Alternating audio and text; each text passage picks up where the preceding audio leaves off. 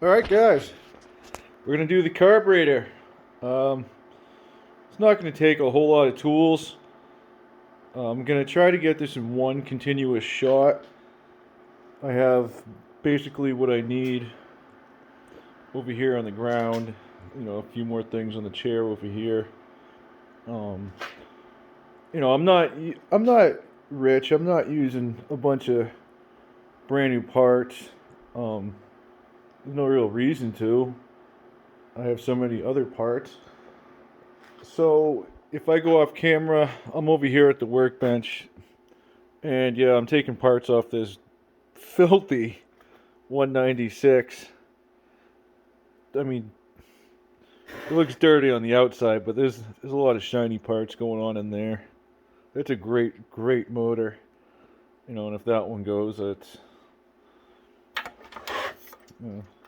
I still get a stock one off the other bike up there. Heck yeah. Might as well have two, right? So, I get the air filter here, carburetor here. It's ready to go. When I'm doing this, I'll try to show you guys what I'm doing as I do it. That's all I have for a tripod right now. So, and if I do this on the GoPro, it's gonna look ridiculous. So, I had a recommendation to do some tripod work. So this is the best I can do. Is this little lonely orange school chair, which has served me well. It's a great tool around my shop. So, that's what we're gonna do. I'm gonna set it up, but I'll take you through it first. We're gonna have to take this panel off completely in order to. Well, I mean, I guess we could let it hang and bring it around down there somewhere, and then we're gonna take all of this off in normal fashion. We'll bring the choke over, pull it straight off. You can see here, I got this sweet DeWalt pull starter on here now, and it's not the full pull starter. It's just the end guys. The other one shattered. It's not bleeding anymore, but it got me good. But this is way better. This is one of those rubber ones with the hard plastic insert that runs through the inside there. I like those.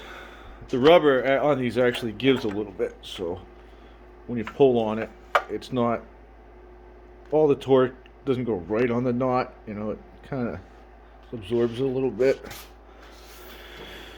At least it feels like it does on your hand anyway. If you got a crappy generator, before you knew how to fix any engines. So that's what we're going to be doing. We get that off, get these this air filter off. As I take this off, I'm going to show you guys. I'm going to try to present it to the camera so you can see what I'm talking about. Where they call this a performance engine, they definitely used some performance enhancing techniques to try to get this number. From what I'm told, it's the crank, it's stroked. So it's basically a 212 that's stroked from the factory with a flat top piston that's sitting down a little too far, they say, in the hole. But yeah, I don't plan on taking this engine that far. If you want to go over to the Gray Goat, he works for OMB Warehouse directly. They don't tell me what to do or, really, give me much direction. I just do these things on my own. I happen to have a big heart for that company. Eric Adams, he's a great guy. I just happen to talk to him at a good time in my life. And I'll be honest, I'm annoying. Like I have kind of like an OCD thing going on, and when I get manic, like, you know, I'm all over the place. So I can see, you know, where I can be a lot to handle, a lot to put up with, and you know, I appreciate everything those guys do. I mean, if they even return an email, you know, it's like I feel like we're having dinner at Applebee's or something. Just kidding. But you know, hey, this bike's looking pretty good, I think. So, anyways, that's enough of that baloney. Let me get to work here. I'm gonna try to get you set up.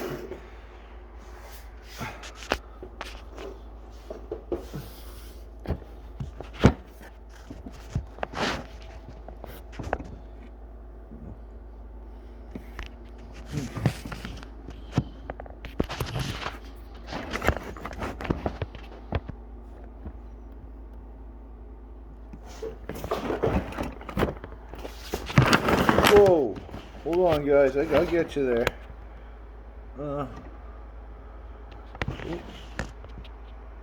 Well, that ain't too bad. I think you're somewhere in this area. So, I don't know if I have chocolate on my face or anything. I was eating some cookies earlier. And look at that. Forgot the ratchet. Or did I? I did.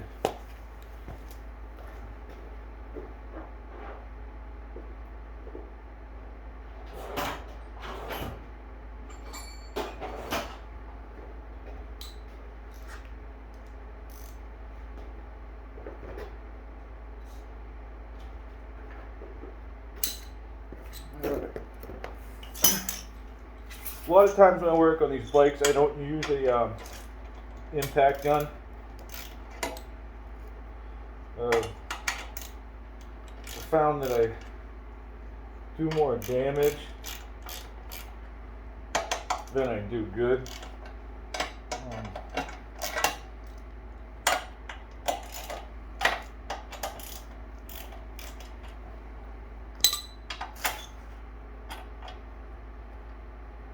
I've had a lot of bolts break off of older things. You know, I've had a couple break off in the crankshaft, or in the output shaft, I should say. Taking clutches off. Those are always scary. But I got both of them out. Look at that. It's like a barn door. See you later. Oh, looky here. You know what this is, guys? This was for one of those, oh, that was for the stock charcoal filter. That was on the stock 196. It's actually still, is it? No, we may have cut up the tubing on it for something else. Well, we'll go ahead and take this right off and get rid of that. Nice little bracket though, just to know it's there, you know. There's another one up here. I left it where the faux tank was sitting.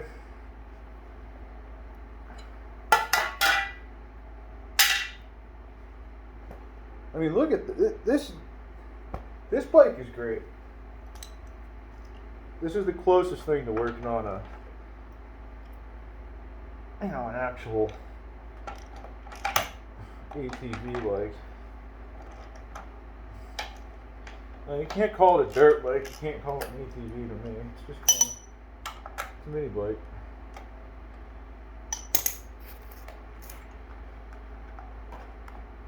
Alright, I'm going to take this apart. Let's see what's going on here.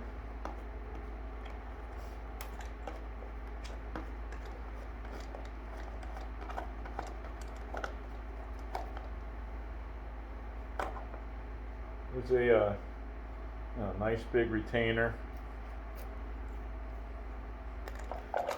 Then big air box on this. It's just got your standard, your GX200 clone filter. The 2-stage with the yellow paper underneath. And some guys, go, oh yeah, that's your pre-filter, just run it, These things are so restrictive. You get any moisture, anything on there, end of the day. I got pressure washers and things. Save that. Put this right on here.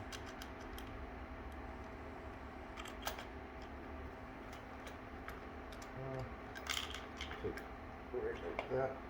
These are those big air intakes I was talking about. This would be the bottom side where the air actually goes in. Real smooth, large, decent quality plastic, nice and flexible. I mean, flexible-ish. I wouldn't push it too far. Nice gasket. Save that. Alright. Then I believe we're going to take off the fuel breather. That might go up here now. It might go up here somewhere, maybe hang it to one of these, retake this.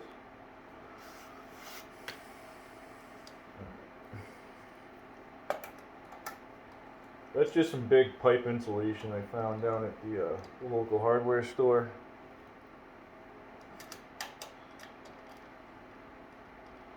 Our hardware store put Tractor Supply to shame.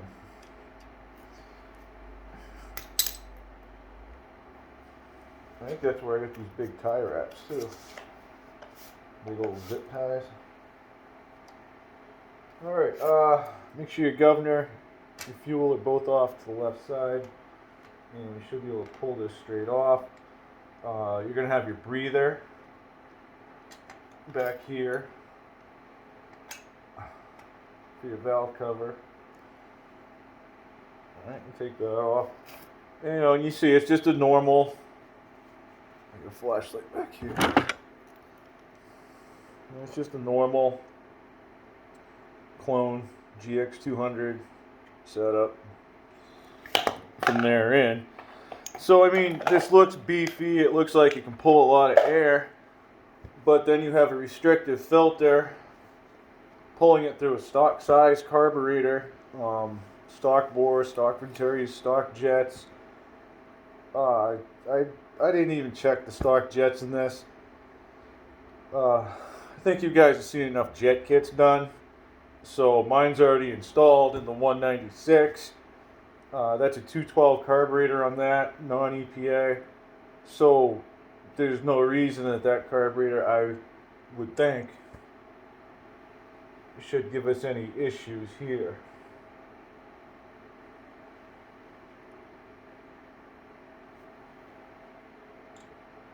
This is a nice looking guy. It really is. The governor, you should see it. There's so many holes in it. It's got to do something. I just got to find the right web page or whatnot. It gives me the rundown. All right.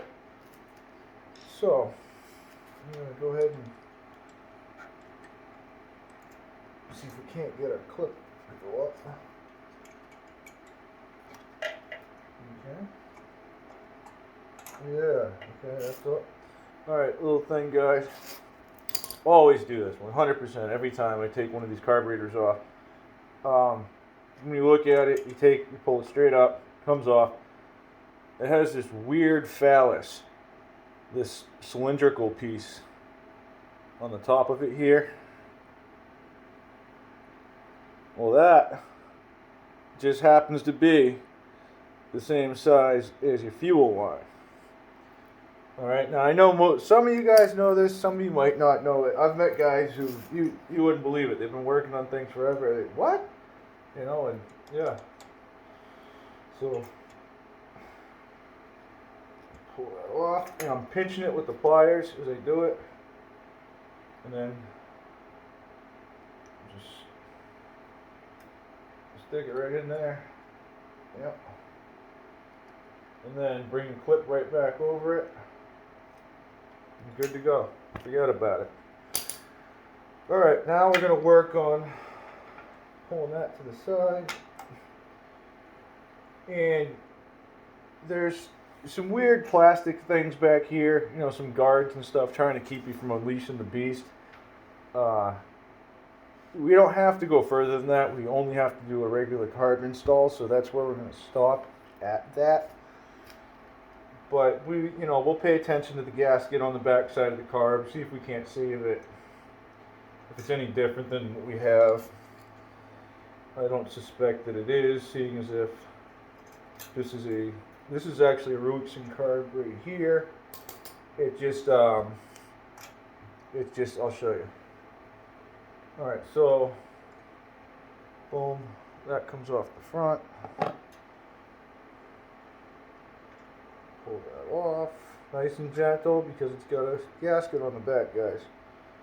A nice one too, it's barely used. Be careful when you order these. I no longer order these from Amazon. I only order my gaskets from OMB warehouse. I've just been scamboozled too many times. Oh, this one we might not be able to save, guys. We'll see. Let's see. I don't recommend you do this.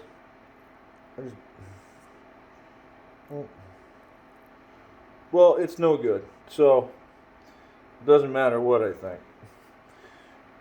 This carb, I'm going to save. I always save these.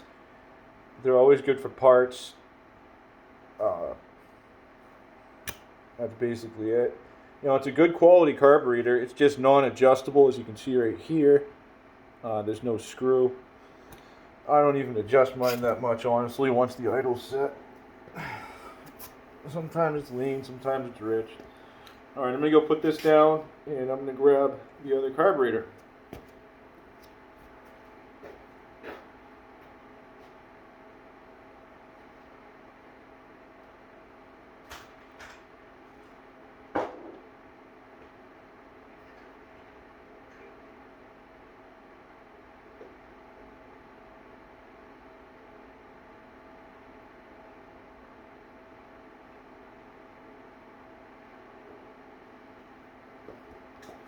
Alright guys, show you what I mean. This is a nice quality gasket. This I just put this carb back on that 196. So you know, it's the same carburetor inside and out. This has the 38-140 jet combination, which is they usually call them like the Predator jet kit.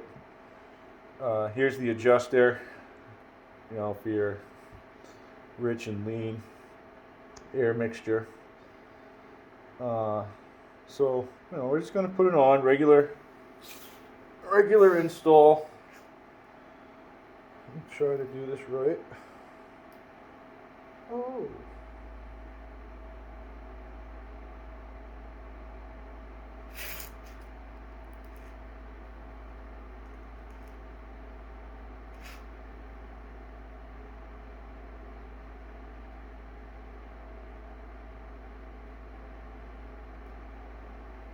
There's fuel in this carb I'm trying not to spill, so if I look awkward, I mean I'm already awkward, but if I look more awkward.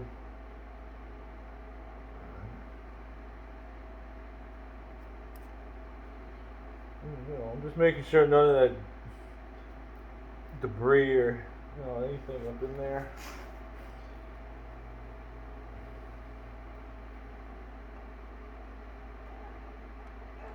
It is so cold outside, guys. I have a little space heater blowing on me right now. If I didn't have that, it'd be game over. Alright, and then we're gonna hook up our linkage. You know, take your time, be gentle, don't rush.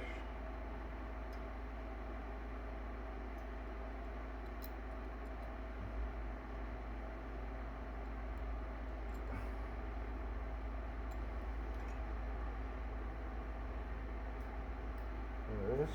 Alright.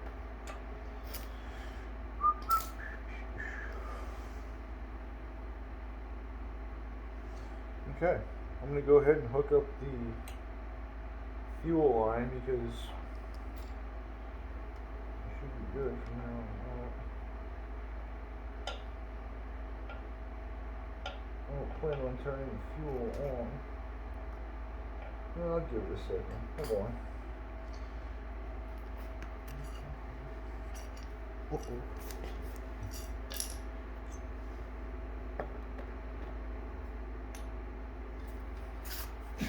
There it is. Alright, guys.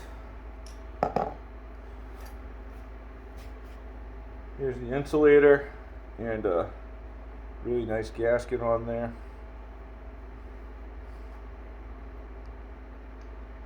And I believe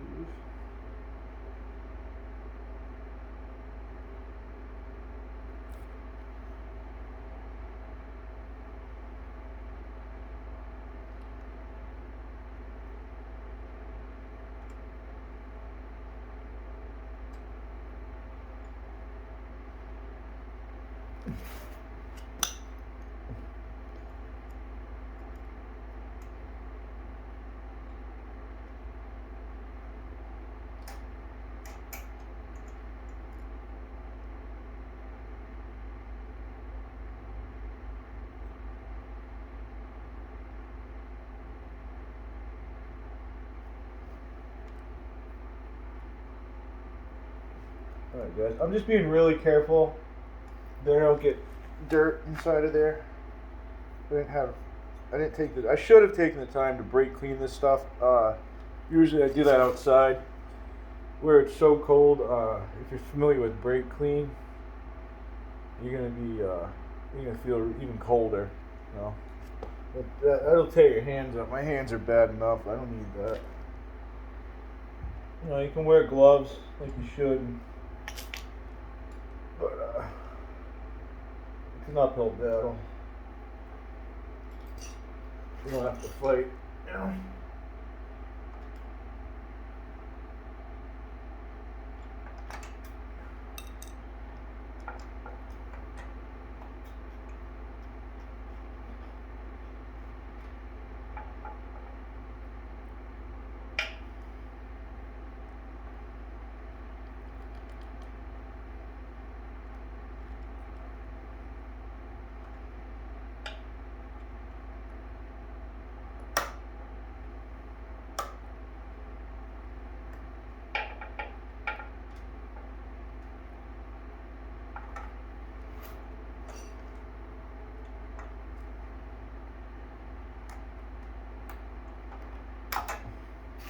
They're really, really strong foot they put on this.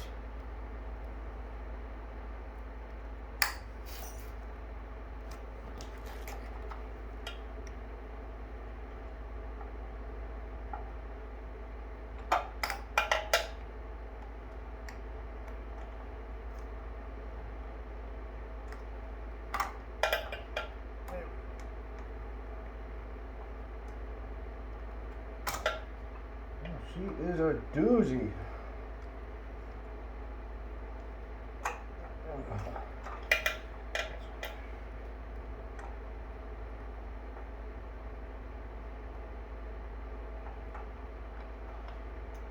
I usually switch the yellow Tygon line, but this will be fine.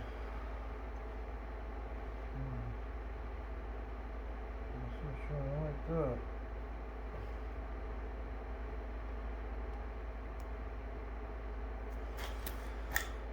I don't even think I really need this.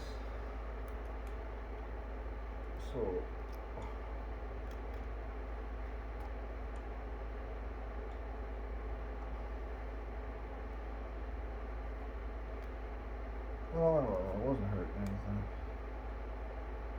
not really going to hurt the airflow.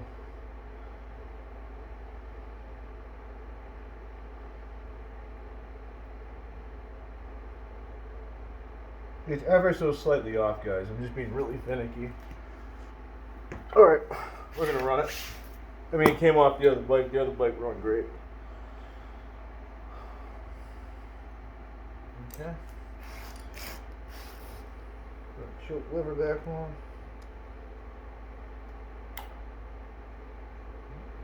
Boom, boom.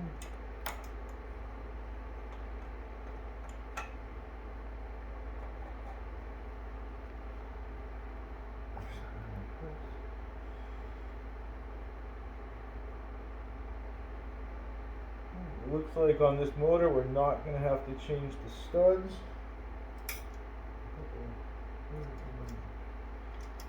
I just kind of get everything afloat. Sure. It looks like it's in the right place. I know we're going to have to turn the idle up on this carburetor. So I'm just going to give it a few turns while I'm here.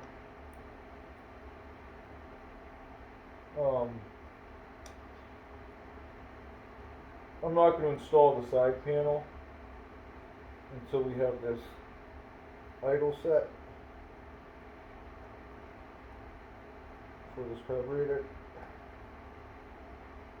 I mean, we might be able to reach in like this and, you know, work around it, but I don't think we have to. Okay.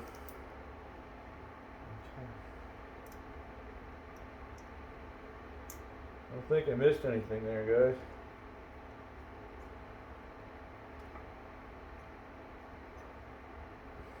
I hope. Let's see what happens.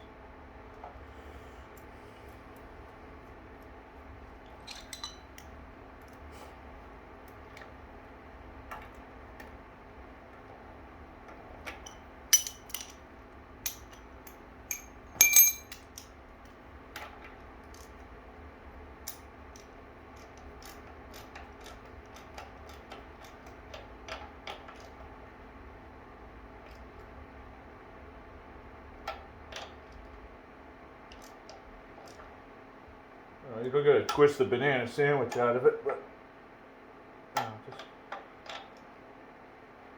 so everything kisses up tight, and then just a smudge more. All right, the next piece we'll put on the air filter first, and then we'll see if we're going to cut this line to put our breather on. You know, I just get the generic Ruixing air filter. I get these from OMB warehouse. I just add them to my water. You know, try to have a few on hand if I can. I lose them all the time.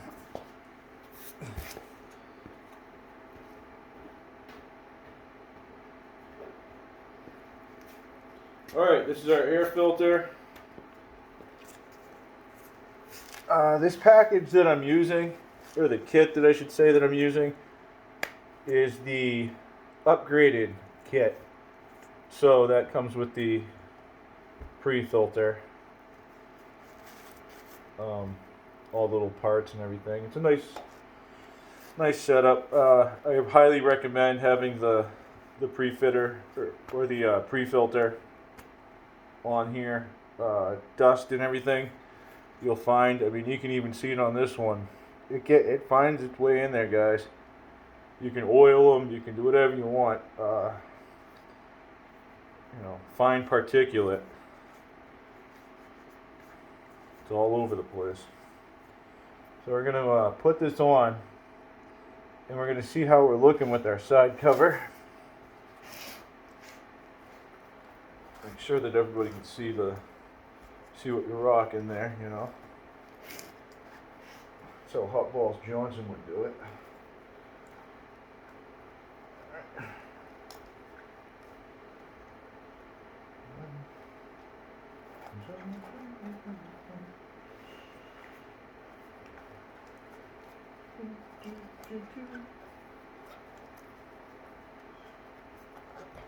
don't know if that counts as.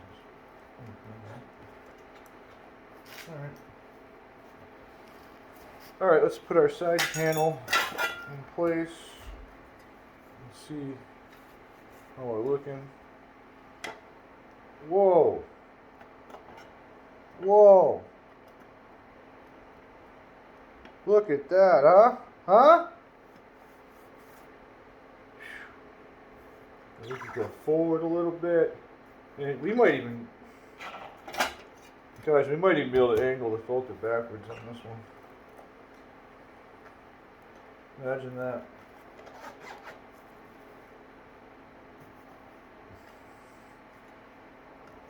Oh, so close. No. Alright. Won't be greedy. Alright, so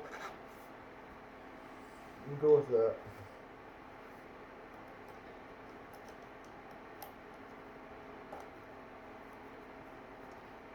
When you put your filters on, make sure you don't put your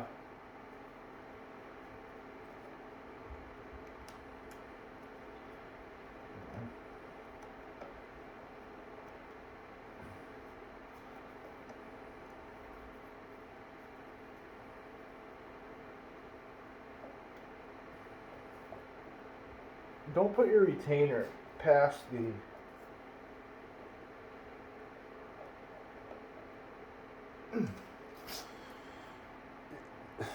when you're looking at the here.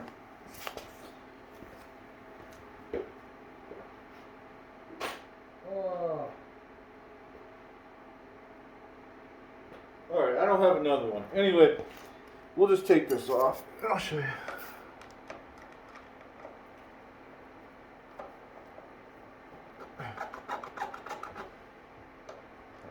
See how tight that is? If you don't set it right, you won't get it that tight. When you're putting these on, make sure you don't push these ribs past this billet piece here, the widest back piece. And make sure that your ring, kind of lines up with that when you're putting it on.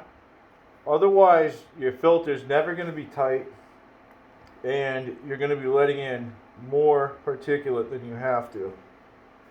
So just be mindful of that. A lot of you guys probably already are, but I've made that mistake numerous times. Lost my filter, dirt in my motor, clean out my carb, fun stuff like that. The reason I go with these carbs, dude, they're easy. You know what I mean? Like, I have multiple bikes going. I'm always working on motors. I'm out of my mind with doing this stuff.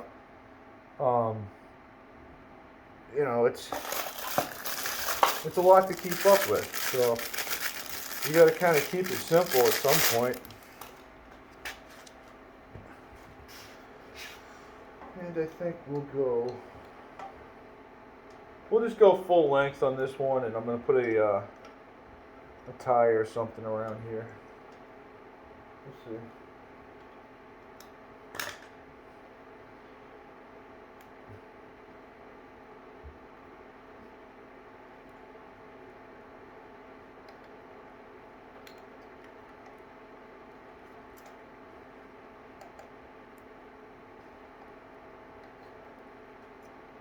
Yep.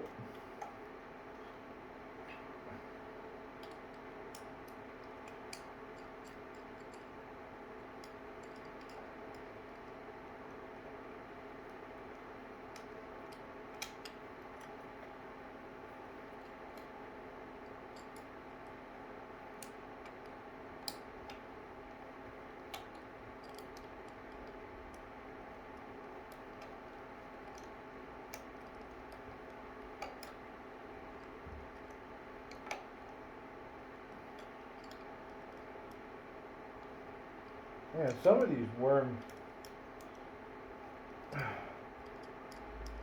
these little worm clips are tight.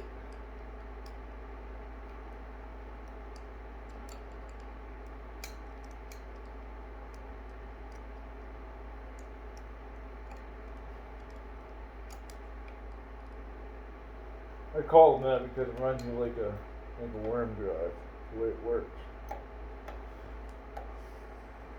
Or I probably heard somebody else say it, and that's why I say it. That's more likely.